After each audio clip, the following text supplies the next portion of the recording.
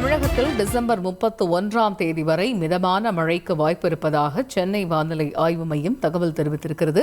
தெற்கு ஆந்திர வட தமிழக கடலோர பகுதிகளில் நிலவக்கூடிய ஆழ்ந்த காற்றழுத்த தாழ்வு பகுதியானது அடுத்து வர இருக்கக்கூடிய 24 மணி நேரத்தில் அதே பகுதிகளில் காற்றழுத்த தாழ்வு பகுதியாக வலுவிழக்கும் என்றும் தகவல் வெளியாகியுள்ளது. இந்த நிலையில் தமிழகத்தை பொறுத்தவரையில் டிசம்பர் 31ஆம் தேதி வரை மிதமான மழை பெய்யும் என்று வானிலை ஆய்வு மையம் தகவல் வெளியிட்டுள்ளது.